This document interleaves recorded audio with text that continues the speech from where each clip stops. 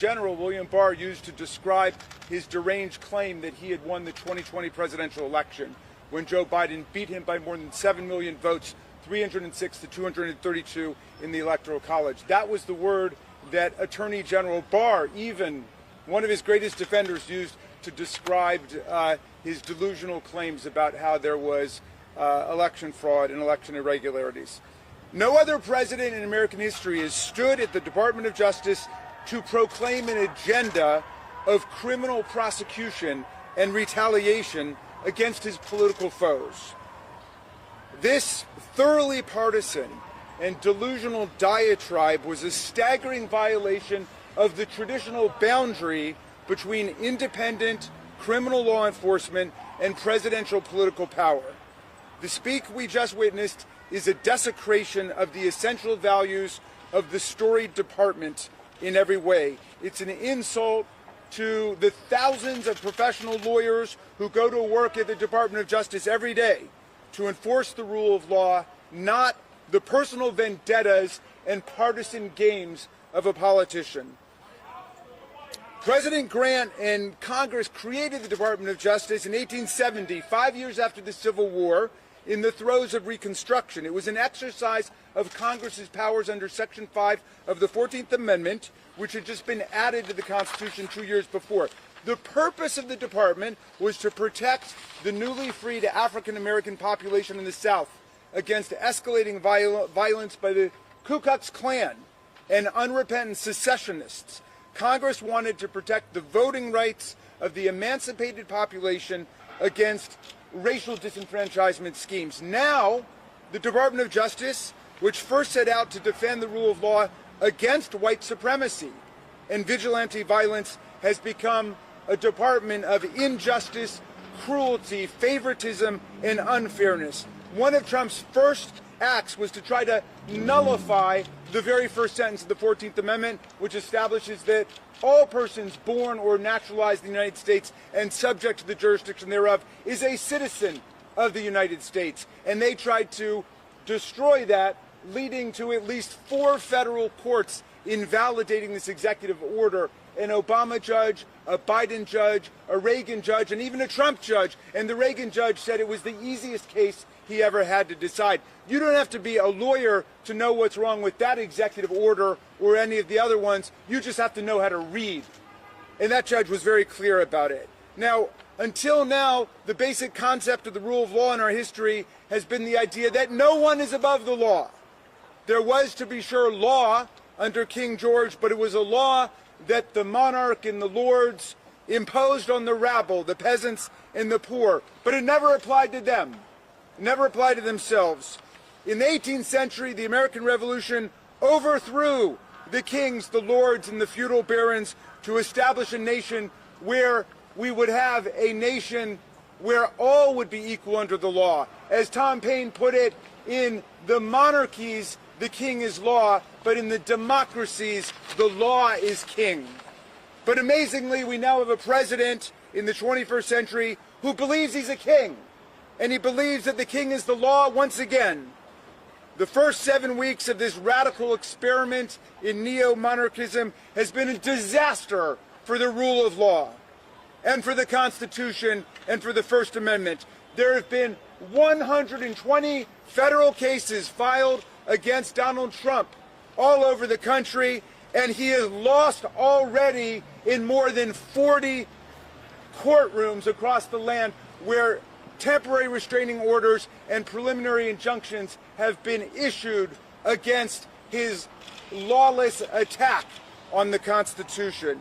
This Department of Justice started out by empowering law enforcement. The original Department of Justice started out by empowering law enforcement against insurrectionists and extremists. This DOJ has started out by empowering insurrectionists and extremists against law enforcement.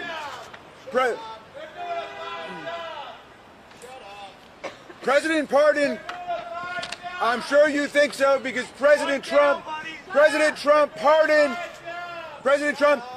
more than 1,500 insurrectionists.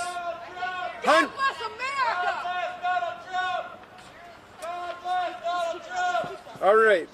President Trump pardoned more than 1,500 insurrectionists, hundreds of whom were extremists who violently assaulted our police officers with stun guns, chemical spray, batons, broken furniture, fire extinguishers, and Trump flags.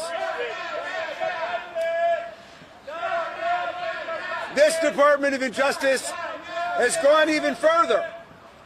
And maybe he's got a pardon. That's why he's so excited today. I don't know.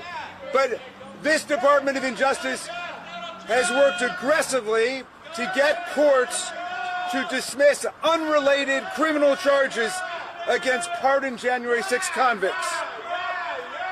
There are people who were pardoned on January 6 who have had cocaine charges,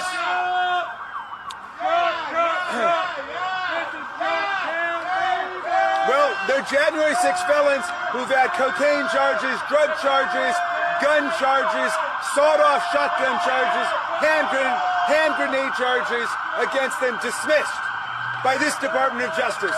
And that was never covered by the original pardon. At Trump's Department of Justice, law and order means Trump will twist the law for you if you take orders from him. And that's, of course, what they did with Mayor Adams. And maybe I'll take a break here and I'll have something to say at the end about the Adams prosecution and the other people who've been let go as they've barreled through a pro-corruption agenda at the Department of Justice. But let me say this. Donald Trump has sacked more than a dozen of D.C.'s best career criminal prosecutors because they worked to successfully convict January 6 insurrectionists, many of them members of extremist groups and violent street gangs. This makes no sense. They're firing the best criminal prosecutors in Washington because they did their jobs against people like him. Congratulations, buddy. That's how the Nazis got started. You go have your own rally, all right? All right. Now, I would now like to go to our originally scheduled program, if this gentleman would allow us to. I'm introducing Sean Brennan. I'm introducing Sean Brennan, who's a former assistant United States attorney,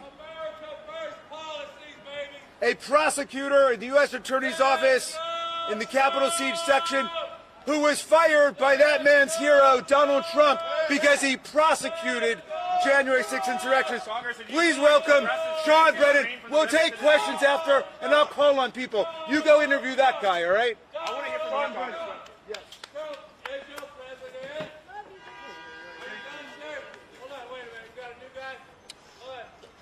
On January 31st, 2025, at about 5 p.m., I received a text message that hit me like a gut punch. I had just completed 3 weeks of training, intensive training alongside over a dozen of my colleagues, to begin working as a prosecutor, prosecuting local violent crime, and specifically in my case, domestic violence. That evening, the AUSA, whose caseload I was set to take over that very next Monday, texted me to introduce me to a victim of domestic violence here in the district. They said, "This is Sean. He's going to be the one who will help you with your case." And I was devastated because by that point, I knew I would not be able to help this victim of domestic violence secure justice. Because that night, I had already received this letter. This letter said that my hiring as an AUSA hindered interim U.S. Attorney Ed Martin's ability to implement President Trump's agenda. Setting aside the fact that it is squarely not the role of the Department of Justice to implement any president's agenda, it's hard to imagine what agenda would be hindered by prosecuting violent offenders of domestic violence here in the district. Of course, I didn't have to think very hard to figure out why I was really fired. because it said so right here in this exact letter. Echoing language from the president's executive order pardoning the defendants from the January 6th cases, I was told that I was fired for perpetrating a grave national injustice by seeking accountability for those who, through political violence, sought to interrupt our peaceful transfer of power.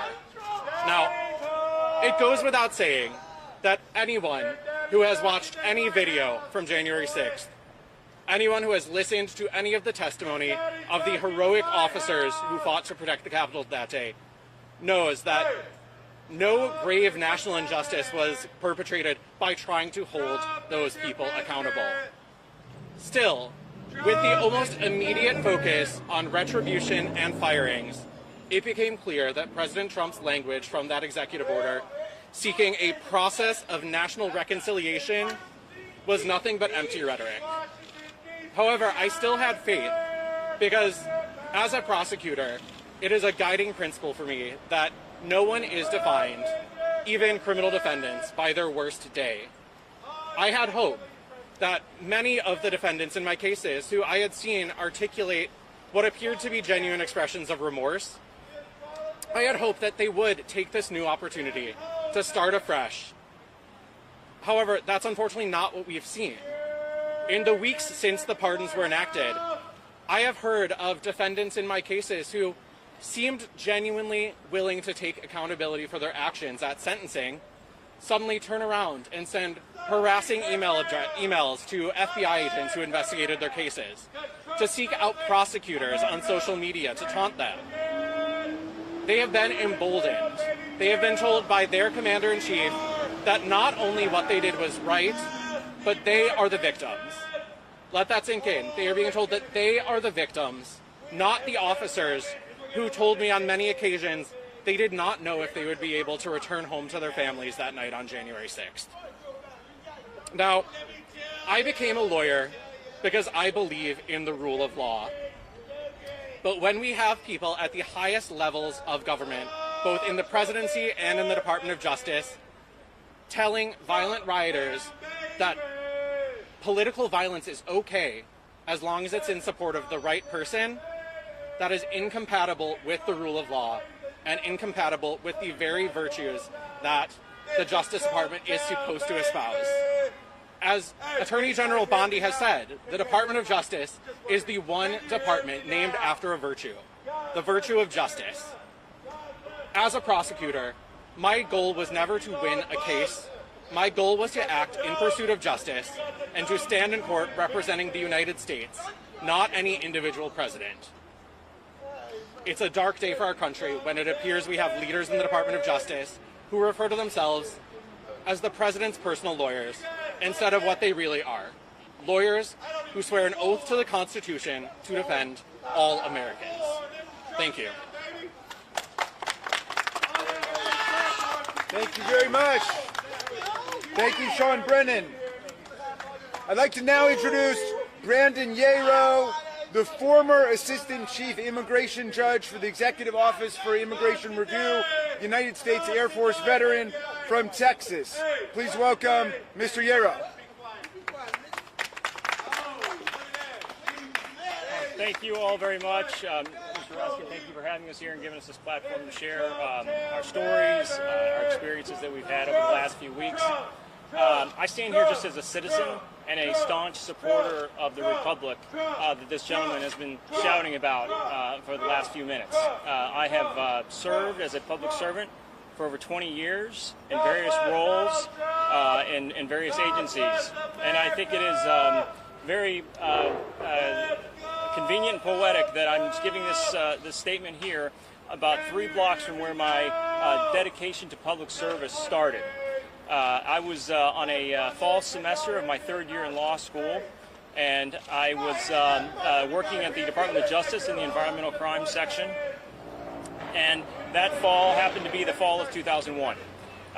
So my office was 3 blocks, again, right down the street. During September 11th of 2001, we had to experience that as staff members with the Department of Justice.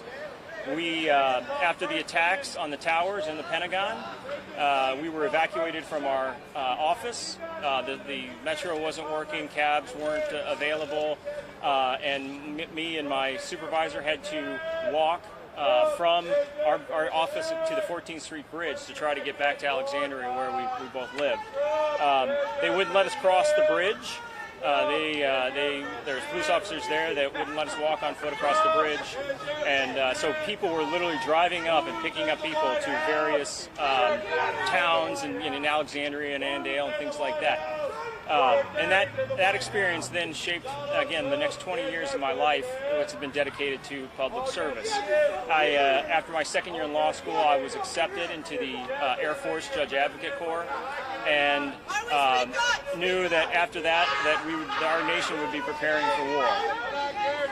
I entered in 2003, in April of 2003, I entered the Air Force as a military JAG, Judge Advocate General, as an attorney. And my career in public service ended exactly 4 weeks ago today. With not only me, but 6 of my colleagues who were doing the same job that I was doing. But I was in the Air Force for 6.5 years. I held positions as a prosecutor, defense counsel, and senior trial counsel. After that, I joined the Department of Homeland Security and represented the government in removal hearings before the immigration courts.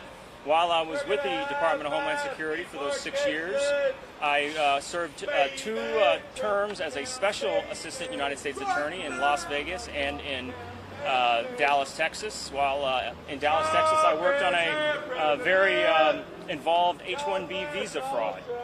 And I did various other immigration-related prosecutions in both of those 2 positions. I then had the opportunity to join the U.S. Attorney's Office back in the District of Nevada. I spent about 4 years in that role. I prosecuted a variety of violent federally charged felonies, and to include fentanyl death cases, as well as gun cases, organized crime, white-collar crime, immigration-related offenses. I then joined the Federal Public Defender's Office for the District of Nevada and spent 2 years defending people that were charged with federal offenses. Then, based on this experience, I believe I was hired by the Department of Justice, the Executive Office of Immigration Review, to become an Assistant Chief Immigration Judge. And this position is a supervisory judge position. I not only had a docket where I heard cases before the immigration court, but I supervised a staff, I supervised the immigration judges, the attorney advisors that worked with us, and the rest of the staff at these courts. I initially was with the Buffalo Immigration Court, but within a month I was assigned to the Batavia Immigration Court, and then I assumed ACIJ supervisory responsibilities over the Detroit, Ulster, and Hartford immigration courts. Again, this was 3.5 years ago when I started that position, and in a very short time I had supervisory authority over 5 immigration courts. Most recently last year, I was asked to come down to the Houston, then Smith Street, now Houston Jefferson Street Immigration Court, and supervise the expansion and the move of half the court back into a new facility. We did that expertly with the staff that we had there and the folks that I worked with. And again, had a docket there and still supervised 4 other courts at that time. Again, that all ended 4 weeks ago when on Friday afternoon I received an email from the acting director of BOIR that indicated that I had been terminated. No cause was given, no notice, no justification for the termination other than it was my continued employment was not in the best interests of the agency. Not only me, but there were 6 of my colleagues who had very similar roles as ACIJs throughout the courts that were also terminated with no notice, no justification, and no validation on that day. We are all professionals that adhere to the rule of law.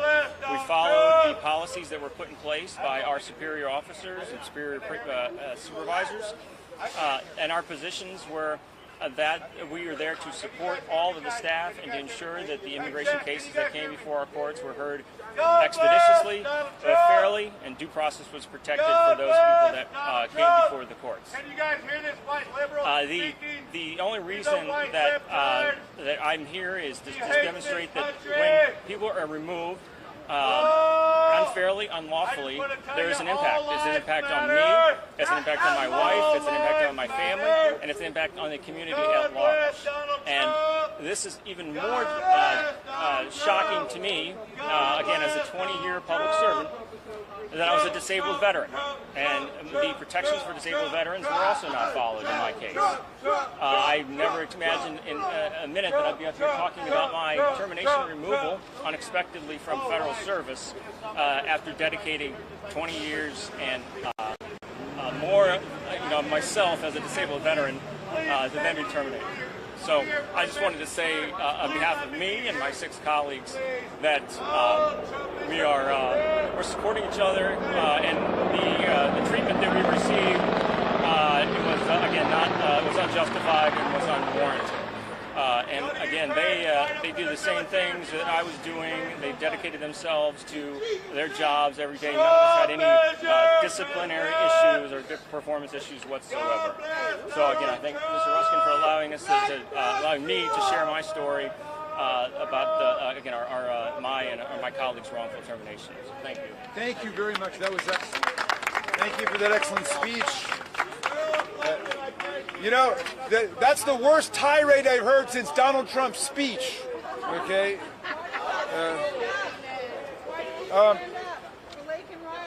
I'm liking. I'm calling up now Brennan Belo, the former Assistant U.S. Attorney for the U.S. Attorney's Office for D.C., the Capitol Siege Section, and former Special Counsel for Private Equity in the Department of Justice's Antitrust Division, a real DOJ lawyer, Brennan Belo.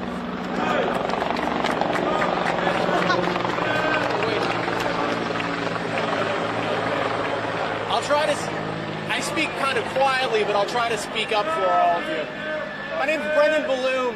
I, like Sean, was a former prosecutor in the Capitol Siege Section, prosecuting January 6 rioters. As all of you know, January 6th was an attack on our democracy, but it was also an attack on specific officers, the officers that were trying to defend the Capitol and the people in it that day. Now, 140 officers. 140 officers were assaulted that day. And in working to prosecute those cases, I talked to officers that had been assaulted, that had been attacked with flagpoles, wrenches, pipes, dragged into the crowd, and threatened to be killed. These rioters did all of these things, but they did more than that. Many of these rioters were violent before the attack on the Capitol. For instance, one rioter stabbed a 19-year-old to death in a public park. Another rioter, when he was in the military, shot an unarmed, handcuffed civilian in the head. These are 2 of the rioters that were pardoned by Donald Trump on January 20th. They are free now, and almost all of them can buy guns. Now, I think what's important to understand is that because of these mass pardons, America is facing a future of vigilante and militia violence in a way that it hasn't for generations. This is something that happens in illiberal countries like Iran, Argentina, Colombia, and so forth at various times in their history, but it's something that we haven't had to deal with since the Ku Klux Klan. But that time is coming to an end, and that violence, unfortunately, is in our future. Now, this administration has been perfectly happy to talk about the pardons that they've issued, but they've been less willing to talk about some of the things that are happening in this building right now. Things like the fact that they have disbanded the public integrity section that prosecutes corrupt politicians, that they've ended prosecutions under the Foreign Corrupt Practices Act, which prohibits foreign bribery, that they are dismantling the criminal section of the antitrust division that goes after price-fixing conspiracies, like price fixings in the egg industry, for instance. This administration hasn't been willing to talk about those things because if they were made public, they would be enormously unpopular. And so I want to say thank you all for coming out, given the weather, given the commotion, because I want to say what you're doing is really important. The more attention that is paid to the fact that the infrastructure for going after rich criminals is being dismantled, the more attention that we can pay to that basic fact, the less popular it will be, and the less likely it will be that it happens. So thank you to the journalists that are covering these stories. Thank you to the activists that are working on these. Thank you to the citizens that are following this and that are paying attention. Thank you. Thank you, Brennan. All right, let's see who really has respect for law enforcement, because I'm about to bring up a great police officer who defended the democracy, who defended the Congress, who defended the Capitol on January 6th. Ladies and gentlemen, please welcome Officer Harry Dunn.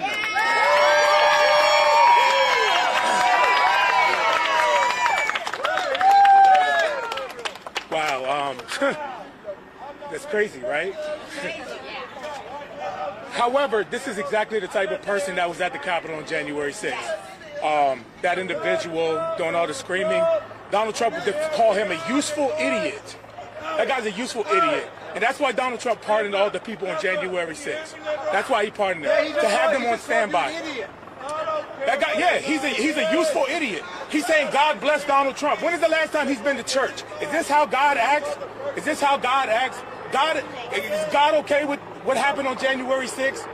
He's doing all that talking. Listen, it's a slap in the face, an insult. And listen, it's been 4 years. And I wish that I didn't have to be out here talking about January 6th still.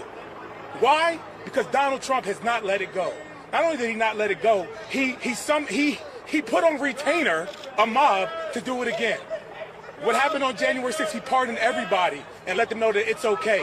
Now listen, I don't know what accountability looks like. I don't know what this fight is going to continue to look like, but we have to keep on showing up. We have to keep standing up. I'm so grateful to be standing with these fine gentlemen right here who refused, even after they were fired, wrongfully in many cases. Some resigned. You can't quit. You can't quit. That's my message right now. I don't know if it's going to be okay, but what's going to happen? Well, how do we? Sorry, I'm getting all flustered with this guy because I just want to get all. I just want to go like. What we have to do is make sure we keep showing up. We only win by fighting and keep. He wants us to stop right now, and if we go away right now, he wins. Absolutely not. He's a useful idiot, and that's why Donald Trump loves people like him. So thank you.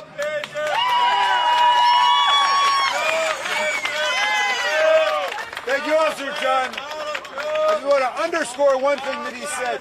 The new U.S. attorney that they appointed in Washington, D.C. sacked more than a dozen prosecutors just because they prosecuted January 6th insurrectionists. Then they asked for a roundup of all the FBI agents, thousands of FBI agents who worked on the most massive criminal case in American history. All right, do we have a couple of questions? Will you show some respect for the blue?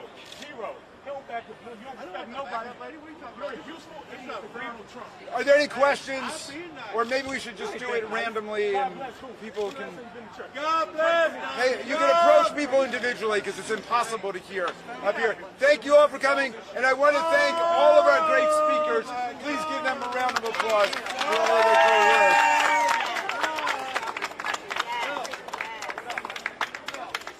Yeah. Okay. Yes? Well, you're a disgrace to your entire family, okay?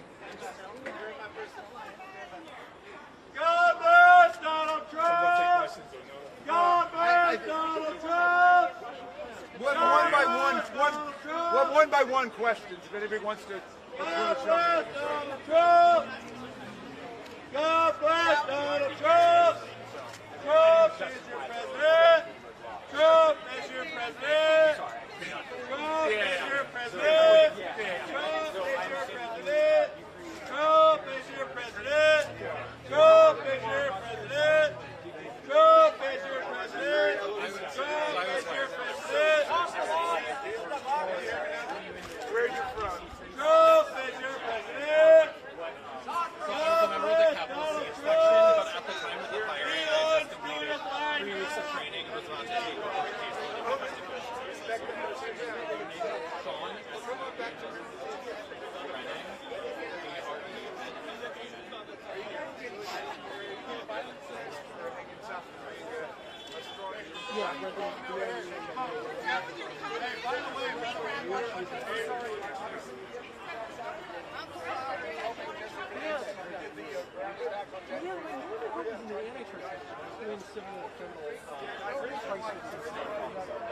Illegal aliens!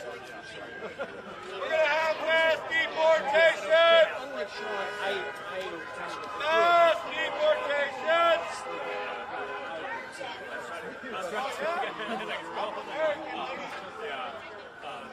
I was born in this country.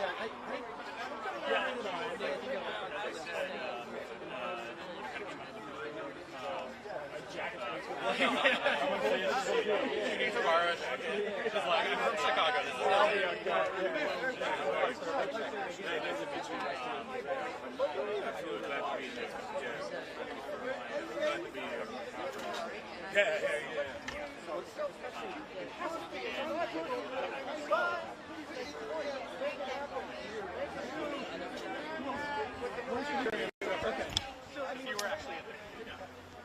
Dude in the tan hat with a patch on it is a federal agent.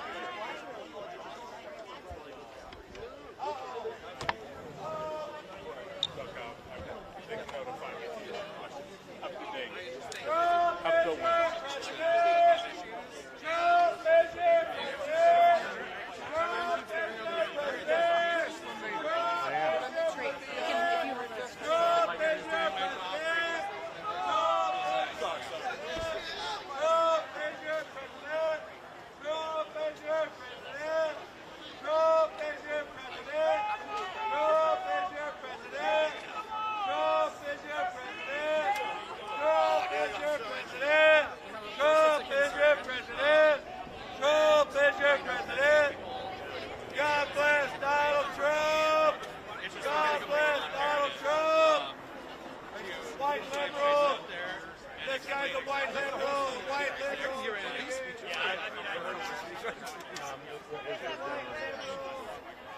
Well, I mean, it was a rambling partisan diatribe and a disgrace to the Department of Justice that took place. I mean, nobody's ever given, no president has ever given a speech at the Department of Justice like that, where he railed against his political foes and summoned up an agenda for totally political partisan prosecution. So I think that it was a major rupture in the history of the Department of Justice. I mean, it was filled, of course, with lies and fantasies. I mean, he talked about how he had the greatest popular vote victory ever. In fact, of people who've won since 1968, he had the second lowest. And of course, he doesn't concede the 2020 election where Biden beat him by 7 million votes. He won by 2.1 million votes. USAID, did they get exposed? Did they get exposed, sir? Oh, God bless Donald Trump!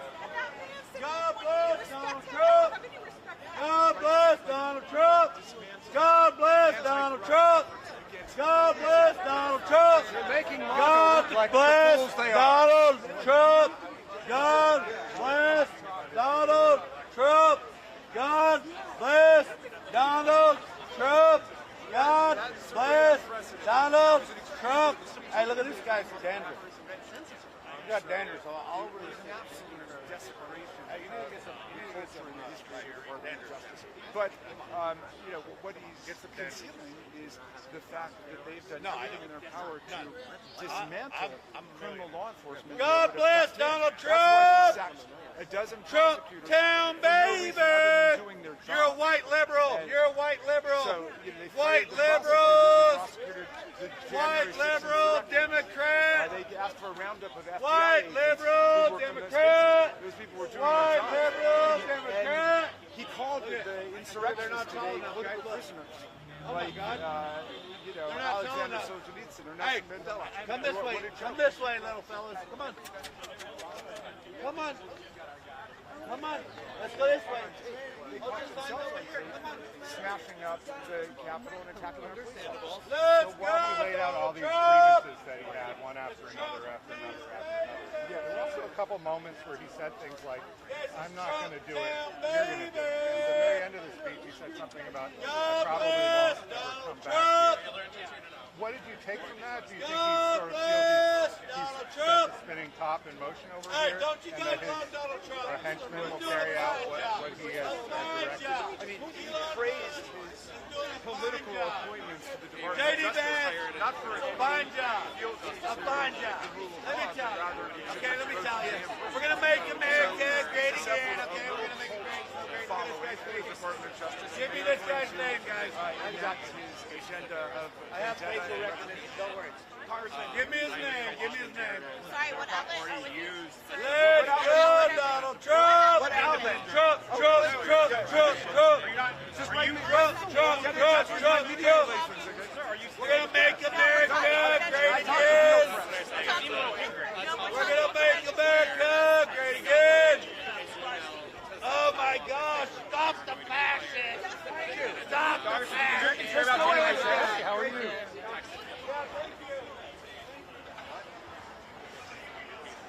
You guys are welcome. You guys are welcome.